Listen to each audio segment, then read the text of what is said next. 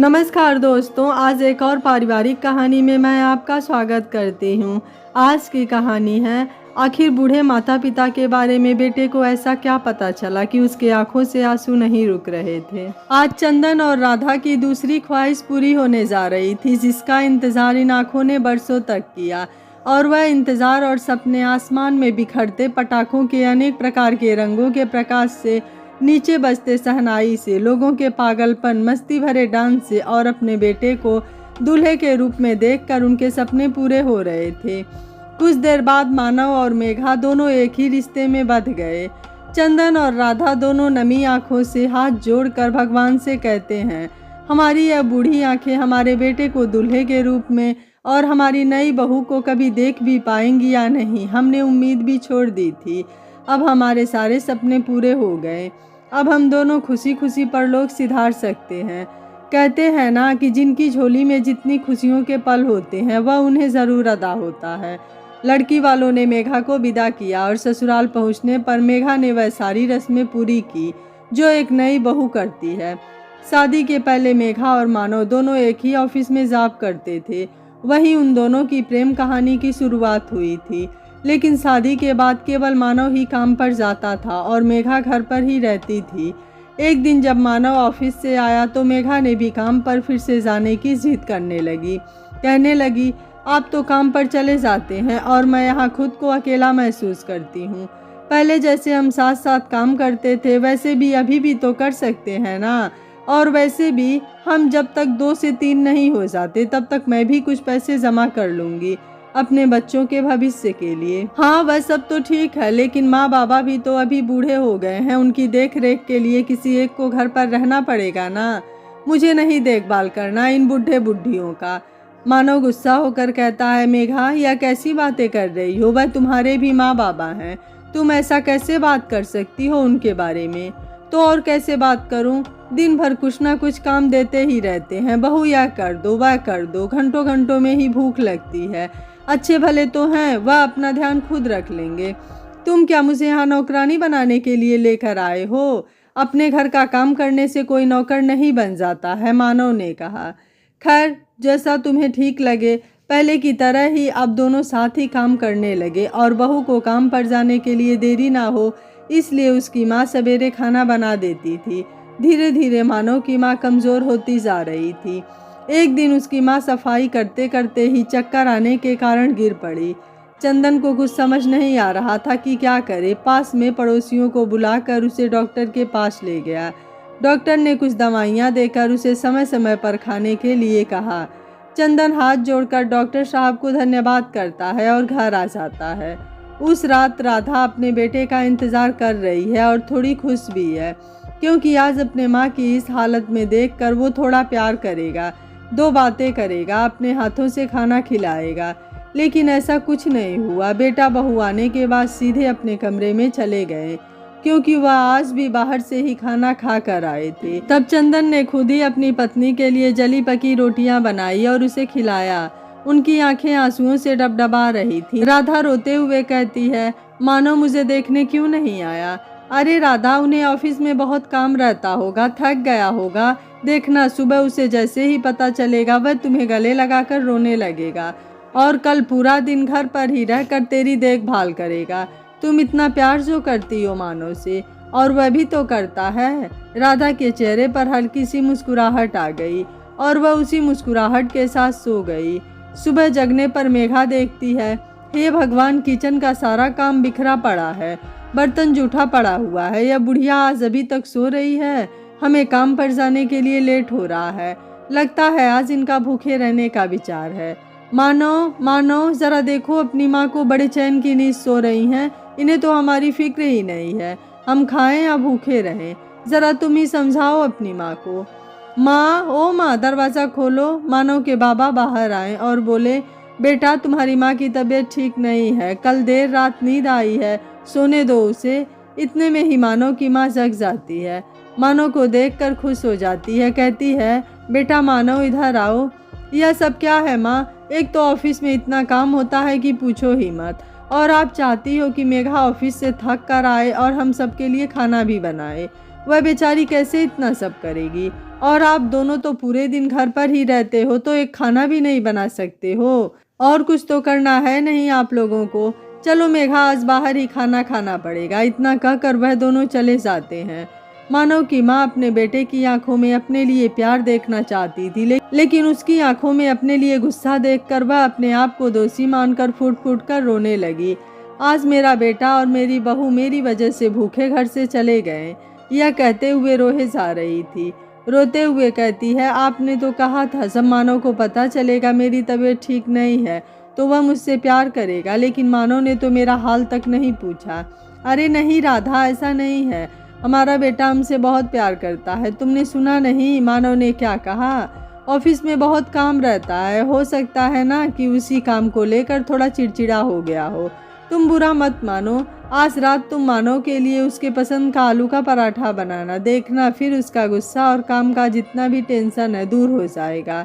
Office जाते वक्त मेघा कहती है, मानव मैं कुछ बोलूं? हाँ हाँ बोलो। जब सरकार बूढ़े लोगों के लिए वृद्धाश्रम चला ही रही है तो क्यों ना माँ बाबा को वहीं भेज दें। यह तुम क्या बोल रही हो? हमारे होते हुए माँ बाबा वहाँ क्यों रहेंगे? देखो मानव, हम दोनों तो घर पर होते नहीं हैं और माँ बाबा भी बूढ़े हो गए हैं।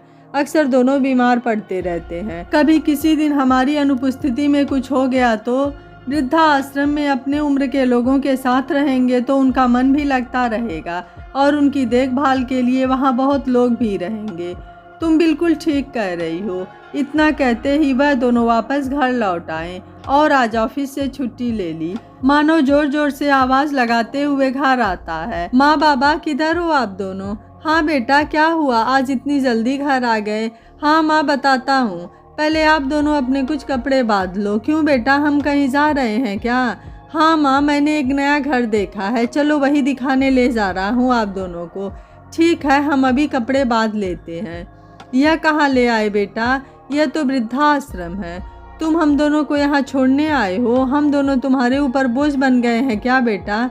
जिस घर में मैं विवाह करके आई उस घर से ही मेरी अर्थी उठे, में ही मेरी आखिरी ख्वाहिश थी। माँ, यहाँ पर आप दोनों का ध्यान रखने के लिए बहुत लोग हैं, घर पर तो कोई नहीं रहता है। आप चिंता मत करो माँ, अगले हफ्ते हम आपको घर लेते आएंगे, क्योंकि हम दोनों एक हफ्ते के लिए बाहर जा रहे हैं।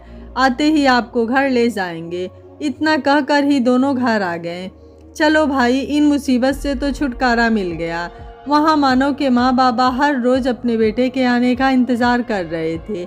इंतज़ार करते करते 1 महीने से भी ऊपर हो चुका था। उनकी आंखों से इंतज़ार खत्म ही नहीं हो रहा था।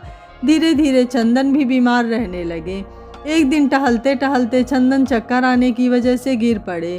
लोग उन्हें अस्पताल ले गए। डॉक्टर ने जांच करने पर बताया कि इनके शरीर में खून की कमी हो गई है। जल्द ही उन्हें खून चढ़ाना पड़ेगा, नहीं तो यह बच नहीं पाएंगे।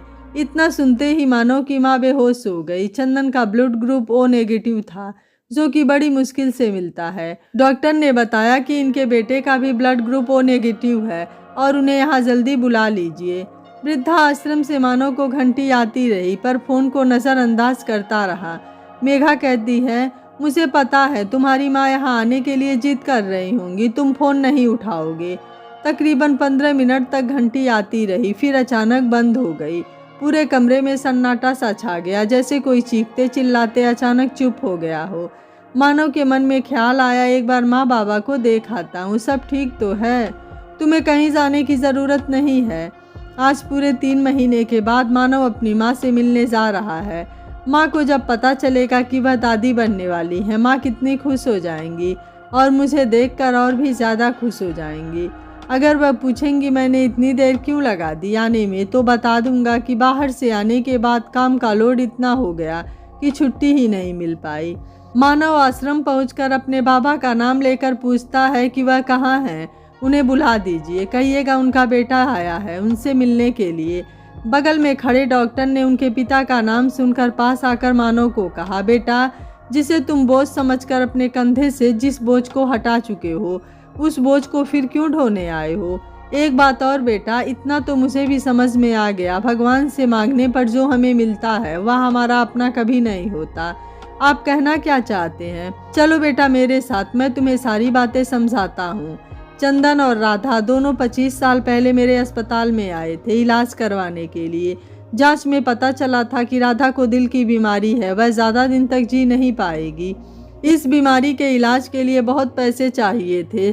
चंदन ने फैसला किया गांव में जो उनकी छोटी सी ज़मीन की टुकड़ी बची है वह उसे बेचकर राधा का इलाज करवाएगा, जबकि उसी खेत से उनका घर चलता था। उसी समय एक गर्भवती महिला अस्पताल में भर्ती हुई। उस महिला की दुर्घटना की वजह से काफ़ी चोटें लगी थी, बहुत खून बह रहा था। उसी दुर्घटना में उसके पति की मृत्यु हो गई थी। बच्चे को जन्म देकर वह महिला भी भगवान के पास चली गई। उस बच्चे का जन्म समय के पहले हो गया था, इसलिए उसके शरीर में खून की कमी हो गई थी। उन्हें जल्दी ही खून नहीं चढ़ाया गया तो वह बच्चा मर सकता था। उस बच्चे का ब्लड ग्रुप और नेगेटिव था और उसके पिता का भी वही था, लेकिन उनकी मृत्यु हो चुकी थी। चंदन भागते हुए आया और बोला, डॉक्टर साहब मेरा ब्लड ग्रुप भी ओ नेगेटिव है, आप मेरा खून ले लीजिए। इस बच्चे की जिम्मेदारी मैं लेता हूँ, जितना भी खर्चा होगा आप बता दीजिएगा, आप इस बच्चे को बचा लीजिए। चंदन खून देने के बाद भागता हुआ राधा के पास आया और बोला, भगवान ने तुम्हारी सुन ली। तुम्हारे गोद जो सालों से सुनी है, अब उस गोद में हमारे बच्चे से वह गोद भर जाएगी। उसकी किलकारियों से घर गूंज उठेगा।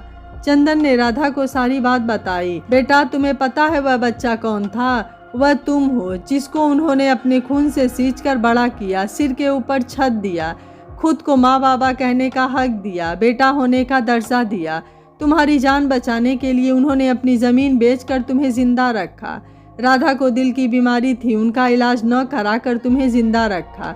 उन्होंने अपनी बीमारी तुमसे छुपाकर तुम्हें पढ़ाया, इस काबिल बनाया कि तुम अपने पैसों से कई लोगों की जान बचा सकते हो। अफसोस की बात तो यह है कि जिस पिता का खून लेकर तुम आज इस तरह मेरे सामने हो, उसी पिता की खून की वजह से भगवान को प्यारे हो गए। तुम अपने पिता की जान नहीं बचा सके, अपने पिता के खून का कर्ज भी नहीं चुका सके। तुम्हारे फ़ोन की घंटियां बजती रही, पर तुम अपनी खुशियों में मगन थे। वह सदमा तुम्हारी माँ बर्दाश्त नहीं कर सकी और उसी पल ही उनके साथ भगवान के घर चली गई। उनके बस दो ही सपने थे, उनका घर उनके बच्चे की किलकारियों से गूंजे और दूसरा वह अपने बच्चे की शादी में नाच सके। उनके वह दोनों सपने पूरे हो गए थे। यह सभी बातें सुनकर मानव के आंखों से आंसू रुक नहीं रहे थे। उसे खुद से नफरत हो गई, डॉक्टर से माफ़ी मांगी और घर चला गया। उसे अपने किए का बहुत पछतावा था। वह जानता था जो गुनाह उसने किया है वो कम तो नहीं हो सकता है, लेकिन उसने अपनी गलती का प्रायश्चित करने की ठानी। कुछ दिनों बाद मानव ने ब्लड बैंक के नाम से एक छोटी सी शॉप खोली, जिसका नाम रखा चंदन ब्लड बैंक, जहां पर हर ग्रुप के खून मौजूद थे ताकि किसी को खून की वजह से मृत्यु ना हो। यह कहानी आपको कैसी लगी आप मुझे अपनी राय कमेंट बॉक्स में ज़रूर दीजिएगा। वीडियो पसंद आया है तो वीडियो को लाइक शेयर एंड चैनल को सब्सक्राइब कर लीजिएगा। Thank you for watching. मिलते हैं अगली कहानी में।